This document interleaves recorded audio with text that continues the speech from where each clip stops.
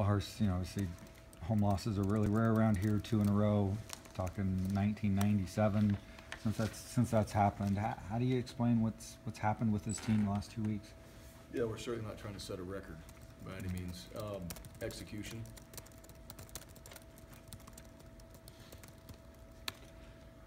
On defense, you guys got off to such a good start this year, and it was an experienced unit. I know that you guys have lost some bodies and throughout the last couple of weeks, but it also seems like you guys maybe lost some confidence or some momentum on that side of the ball throughout the way as well. No, that's not confidence. That's your opinion. We just haven't executed in certain situations, and we've lost a few players. But confidence, we don't talk about that. A couple of plays in that first quarter, they get down to the 1 yard line. Looks like you might have recovered fumbles a couple of times. Did they give you any explanation on why they didn't give you the ball back there? One was forward progress, they said, had been, well, both actually, in that situation there. Clearly the one that the ball came out, I didn't see the forward progress, at least from the video that I see. I don't know what tape they have up there that they're looking at, but it's sure clear to me that it looked like he was still moving, and the ball came out. But not a reviewable when they stop forward progress, and I didn't hear that in that situation. But either way, they didn't get the turnover. There was that one, but then there was the one not long after that. It looked like, you were down at the 1 yard line when Air Force was kicking the field goal. Were you trying to call a timeout right there or get him to review it, or? Yeah, but it wasn't. I'm talking to the guy, and it's all happening fast. Right. Forward progress is not going to be reviewable. It would have been a waste of a timeout there. So really, we're discussing it. I'm trying to get his attention and not to waste one in that situation there. Defensively, you guys spent 3 weeks working against the option, and their receivers were wide open for the first 2.5 quarters or whatever. And what happened there, and how did you guys get it fixed to where they were well covered after that? Chad, if I knew how they were wide open in the first half, we would have worked on that more. Comes down to doing your job in those situations there. I think the key ingredient in the second half, do your job. And we have defenders to cover the wide receivers. We didn't forget about them by any means. It don't look like we did, but we didn't.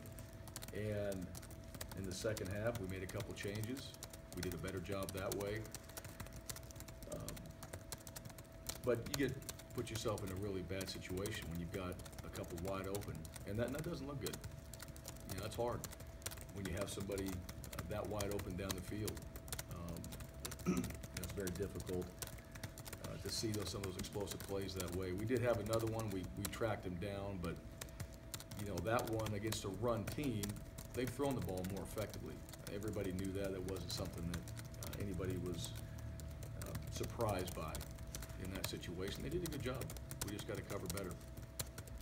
I know that year to year every team is different and it consists of different players and all that, and guys respond to challenges differently, but are these guys responding to adversity the way that you hope they would, I guess? I think behind those walls, they understand it. Have we produced? No. No. So when you have your backs against the wall, and we did these last 2 games, we haven't won it. So no, that hasn't been where it needs to be. And we've obviously got to fix that before we go play again. San Jose State's not going to lay down. They got a good football team. We have to travel, and they're going to be expecting to win the game. We have to figure out a way to go in there and play better and do the things we talked about the last 2 weeks and really throughout the whole season, but we got to do it consistently is what we have to do. So we have not, I think, I wouldn't say handled adversity, but we certainly haven't overcome what we need to yet to be successful. It seems like in certain situations too that looking for playmakers is still kind of a rise, and Thomas Spurbeck in that third quarter was a guy that kind of stepped up after a couple drop balls on, I believe it was that his touchdown was on 4th down, but needing a couple other guys to kind of make those plays. Sure, it's not a one-man game. How about Jake Rowe on the 4th down catch? That was a spectacular catch.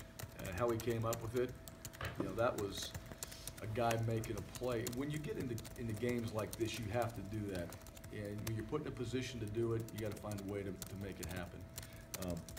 Thomas continues to be that guy and make plays for us. You know, we need more guys to do that. We had some drop balls again tonight, which hurt us. It hurts momentum. In offensive football, you're creating momentum every single play. When there's a drop ball, you know, that puts you back. You're expecting to make that play and continue the momentum and get yourself in better field position. And we did. We made some plays tonight. We didn't do it consistently enough. There was a point in time right before Thomas's touchdown. Did you guys sub out some personnel there maybe though, looking for guys to respond? I know we did. I don't know that particular situation. I know in the game we did. Yeah, in the game you got some guys that are playing, you know, the whole time. You got to get some guys in there to make plays. I think Monster had a big catch there towards the end of the game, which, you know, he did a few games back, and he's a guy that can make plays for us. We had a couple drops in there too, but you got to spell those guys. You know, if you're throwing the ball and you're getting in that situation where you have to do that, you want to have fresh guys out there, and you got to be able to spell them, and the other guys that come in got to be able to make those plays too. The passing game tonight, obviously, you know, same kind of defense you guys have been seeing a lot of, and just seemed like, you know, either, I don't know if Brett was off a little bit or if the receivers were just struggling to get open, but it just seemed like struggled to find that rhythm and consistency in the passing game. I wonder what you saw there. Yeah, I think a little of both. It's really, you said the key word, the consistency in the pass game, and really to me it's a combination of, sometimes it's not always a great throw and you got to make the catch. Sometimes it's the guy's not getting wide open and the quarterback gives you a great ball, you know, when it's tight coverage. And to me, it's truly just consistency that way, where both wide receiver, quarterback, we had some protection in there too. Now he was having to move, and they were going to bring pressure. We knew that.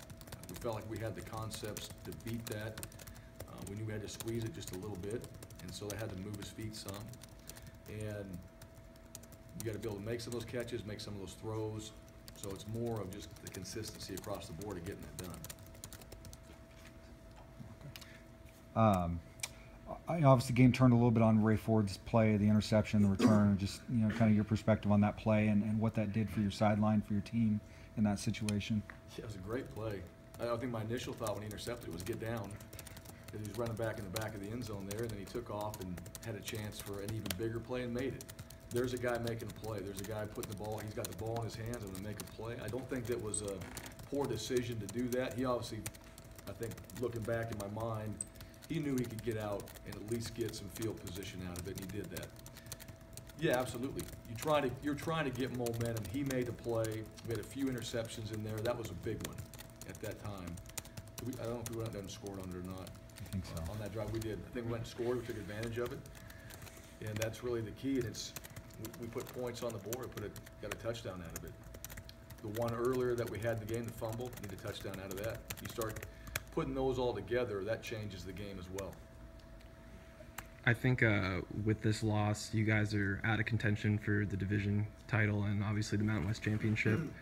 You guys still have a game left in the regular season, obviously a bowl game. I mean, how do you get the guys going in terms of, you know, what do you tell them they're playing for? How do you get them motivated now? Well, I've never really been into that. What do you play? You play the game regardless. I believe. We'll find out about this team. And I don't think that's ever, you know, what are we playing for? You get a chance to play. You only get so many opportunities. And your career at some point is going to be done, probably a lot sooner than most want it.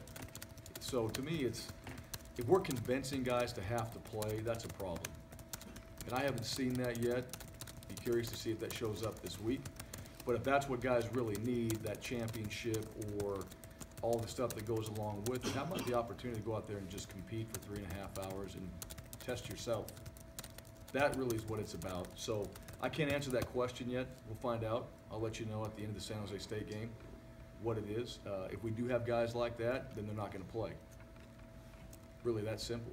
And we have a lot to play for. We have a game we need to go win. We still have 2 games left. We want to finish it the right way. We obviously don't like the taste of losing. So to me, that's That's the competitive nature you have to have. And if you don't, and that doesn't fire you up, then that's a problem.